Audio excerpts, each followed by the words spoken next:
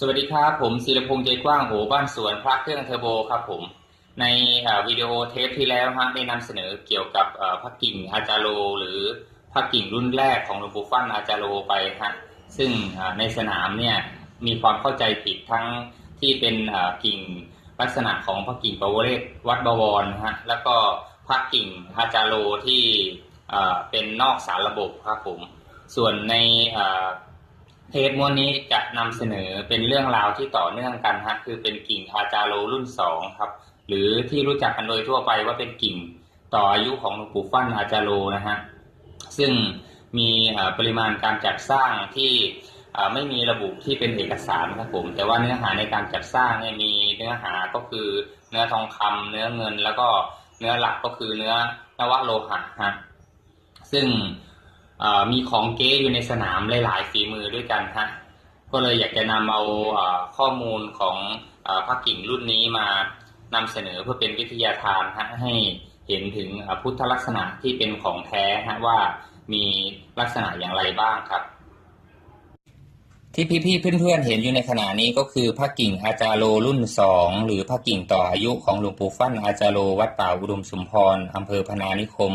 จังหวัดสกลนครนะครับซึ่งสร้างในปีพ.ศ. 2519ครับผมเนื้อหาในการจัดสร้างจะมีอยู่ด้วยกัน3เนื้อด้วยกันฮะก็คือเนื้อทองคำเนื้อเงินแล้วก็เนื้อนวโลหะฮะซึ่งเป็นเนื้อหลักครับผมสำหรับที่เห็นอยู่ในขณะนี้เป็นพระกิ่งอาจารโลเนื้อเงินครับผมซึ่งลักษณะพุทธลักษณะในการจัดสร้างนี่เป็นพระกิ่งในลักษณะพระกิ่งปวเรศครับผมด้านหลังจะจารึกอักษรขอมในแถวบนนะฮะว่าพุทโธฮะด้านล่างเป็นฉายาของหลวงปู่ครับอาจารโลครับผมสังเกตง่ายๆฮะจะมีโค้ดนะฮะตอกอยู่ในบริเวณระหว่างอักษรแถวบนและอักษรแถวล่างครับนี่ฮะสำหรับในองค์นี้จะมีความชัดเจนเป็นพิเศษครับผมซึ่งโค้ดเนี่ยอาจจะตอกประมาณช่วงนี้ก็มีฮะช่วงนี้ก็มีฮะตรงกลางก็มีฮะแต่ว่าลักษณะจะต้องมีความชัดเจนฮะเพราะว่าของปลอมเนี่ยมีทั้งที่เป็นของปลอมที่แกะพิมพ์ขึ้นมาใหม่แล้วก็ของปลอมที่ลักษณะของการถอดพิมพ์ฮะพอถอดพิมพ์แล้วเนี่ยพุทธลักษณะเนี่ยจะมีความตื้นฮะ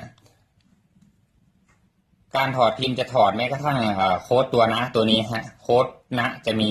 ลักษณะบุ๋มลงไปฮะแต่ว่าจะพอส่องดูแล้วจะมี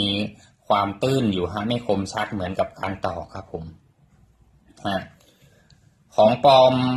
ลักษณะของเม็ดประคำที่อยู่เป็นแนวของชายจีวรเนี่ยฮะเม็ดประคำเนี่ยฮะจะมีลักษณะปื้นฮะจะไม่เป็นเม็ดครับผมจะเป็นลักษณะของการถอดพิมพ์โดยชัดเจนนะครับผมแต่ของแท้เนี่ยไม่ว่าจะเป็นเม็ดพระศกครับผมหรือว่าเม็ดประคำนะฮะจะมีความชัดเจนครับผมส่วนด้านหลังของเก๊ถอดพิมพ์จะตื้นฮะโดยมากแล้วโค้ดจะอยู่บริเวณนี้ฮะแต่ของแท้เนี่ยโค้ดจะตอกอยู่ตรงนี้บ้างตอกอยู่ตรงกลางบ้างแต่โดยมากแล้วจะตอกอยู่ตรงนี้ฮะแต่ของเก๊ถอดพิมพ์เนี่ยจะเยื้องๆมาประมาณนี้ฮะอันนี้พูดตามที่ตัวเองเห็นในสนามโดยทั่วไปครับผมแล้วก็เป็นอีกลักษณะหนึ่งก็คือการถอดพิมพ์ในแบบแกะพิมพ์ใหม่ฮะซึ่งจะไม่มีโค้ดฮะจะไม่มีโค้ดตัวนี้ฮะจะสังเกตง่ายๆครับผมของเก๊เยอะมากครับรุ่นนี้ฮะเก๊จะเยอะกว่ารุ่นแรกครับพุทธลักษณะมีความงดงามครับผมมีลักษณะเป็นพระกิ่งที่จำลองเอาพุทธลักษณะของพระไพศาลชยคุลุฮะหรือพระพุทธเจ้าหมอยาครับผมตามตำรับของพระกิ่งนะฮะเนี่ยด้านหลังจะมีความชัดเจนครับอักษรแถวบนอ่านว่าพุทโธครับอักษรแถวล่างก็คือฉายาของหลวงปู่ครับผมส่วนตรงกลางนะฮะจะมีโค้ดนะฮะตัวนะครับผมแล้วก็โค้ดอีกตัวหนึ่งฮะจะตอกอยู่บริเวณด้านล่าง ของกลิ่งครับผมก็จะเป็นฝอฝาลักษณะกลับหัวครับตัวนี้อาจจะตอบไม่เต็มนะครับนะฮะจะเป็นฝอฝาอย่างเงี้ยครับผมมาดูอีกเนื้อหนึ่งครับผมซึ่งเป็นเนื้อหลักของพระกิ่งอาจาโรรุ่น2ครับผมก็คือเนื้อนวโลหะฮะบางองค์จะมีลักษณะแก่เงินฮะผิวจะออกขาวๆอย่างเงี้ยฮะแต่ว่าพอโดนอากาศได้สักพักหนึ่งก็จะกลับเป็นสีดำครับผมนี่เป็นเนื้อนวโลหะนะฮะแต่ว่าองค์นี้จะออกวรรณะค่อนข้างที่จะขาวนิดนึงฮะคือมีลักษณะการแก่เงินครับผมก็จะเหมือนกันฮะอักษรแถวบนพุทโธอักษรแถวล่างจะเป็นอาจาโรครับผมลักษณะโค้ดที่ตอกอยู่ด้านล่างครับเป็นฝอฝากะหัวนะครับผมไม่ทราบว่าจะเห็นภาพชัดหรือเปล่าครับผมนี่ฮะจะเป็นลักษณะฝอฝากะหัวฮะการแกะโค้ดเป็นการแกะแบบตรงๆฮะพอพลิกตัวโค้ดมาตอกแล้วทำให้ตัวโค้ดมีลักษณะกลับหัวครับนะฮะภาพนี้จะชัดเจนนิดนึงฮะแสงจ้าไปครับก็เลยจะเห็นภาพไม่ค่อยชัดครับผมต้องเป็นลักษณะคมๆนะครับผมแต่ว่าของเก๊ที่ถอดพิมพ์มาโดยมากแล้วด้านล่างเนี่ยจะไม่มีตัวจะไม่มีตัวฝอฝาอย่างนี้ฮะบางองค์ก็จะเป็นลักษณะของการตอกฝอฝาแต่ว่าจะมีลักษณะรัศมีครับผมซึ่งตัวนั้นจะเป็นของเก๊นะฮะ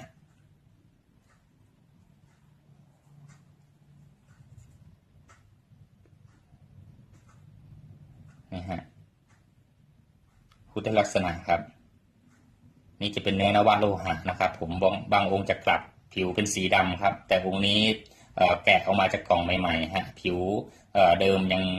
คงปรากฏอยู่ฮะจะออกเป็นสีขาวนวะแก่เงินครับผมแต่ว่าปริมาณการผสมโลหะที่มีเนื้อทองคำมากนะฮะโดนอากาศสักพักหนึ่งก็จะกลับกลายเป็นสีดำครับอันนี้จะเป็นก้นของเนื้อเงินนะครับที่ได้นำเสนอภาพไปในครั้งแรกฮะนี่โค้ดจะตอกไม่เต็มฮะแต่ว่าส่วนที่ตอกโดนเนี่ยก็จะมีลักษณะเป็นคมๆฮะขับผิวของตะไบฮะเป็นตัวที่ค่อนข้างที่จะเป็นจุดสังเกตอีกจุดหนึ่งครับเพราะว่าของเก๊โดยมากแล้วผิวตะไบจะไม่ค่อยมีฮะก้นจะตึงเรียบไปเลยฮะครับนี่เป็นโค้ดด้านหลังฮะที่มองเห็นได้ค่อนข้างที่จะชัดเจนครับทบทวนอีกทีนึงฮะเนื้อเงินเนี่ยถึงแม้จะเป็นเนื้อเงินฮะแต่ตามซอกนี่ก็จะมีน้ำทองค่อนข้างที่จะกระจายตัวอยู่ครับผมเพราะว่าถึงแม้จะมีเนื้อทองคำแล้วก็เนื้อเงินฮะแต่ว่าในเนื้อทองคำและเนื้อเงินเนี่ยก็จะมีการแบ่งมวลสารมาผสมเหมือนกันครับไม่ใช่ว่าเป็นเงินหรือว่าทองคำล้วนๆนะฮะเห็นไหมฮะตามซอกจะเห็นประกายออกเป็นสีเหลืองของทองคำครับซึ่งแม้ในเนื้อเงินก็จะไม่ใช่เนื้อเงินบริสุทธิ์จะเป็นเนื้อเงินที่มีการผสมมวลสารครับผมซึ่งว่ากันว่าในยุคนั้นนี่หลวงปู่ฟั่นท่านอาพาธแล้วก็มีการกราบอาราธนาขอจากลูกศิษย์ให้มีการได้คงดำรงสังขารเอาไว้แล้วก็มีการจัดสร้างพระกิ่งรุ่นนี้มาถวายครับผมเอาโดยสังเกตนะครับผมเพราะว่าพระกิ่งรุ่นนี้ที่อยากจะนำเสนอเพราะว่ามีทั้งของเก๊ที่แกะพิมพ์ใหม่แต่ว่าหน้าตาถ้าเราดูของแท้เนี่ยไปเปรียบเทียบก็จะไม่เหมือนกันครับผมแล้วก็มีของเก๊ที่ลักษณะเป็นถอดพิมพ์แต่ว่าลักษณะที่ผมได้กราบเรียนไปก็คือช่วงของเม็ดประคำจะมีลักษณะเป็นปื้นหรือว่าเป็นเส้นยาวเป็นช่วงครับผมจะไม่มีลักษณะเป็นเม็ดอย่างนี้แล้วก็พระศกค่อนข้างที่จะเป็นเหลี่ยมชัดเจนในร่องเนี่ยจะเห็นแนวว่าเป็นตารางเหลี่ยมนะครับผมส่วนพระศกก็ค่อยๆบรรจบเข้ามาเป็นเม็ดมนครับผมจะไม่ใช่เป็นเม็ดตอกเป็นกลมๆหรือว่าจะเป็นลักษณะตื้นๆเส้นสายทุกเส้นภายในกลิ่งเนี่ยค่อนข้างที่จะคมชัดลึกครับผม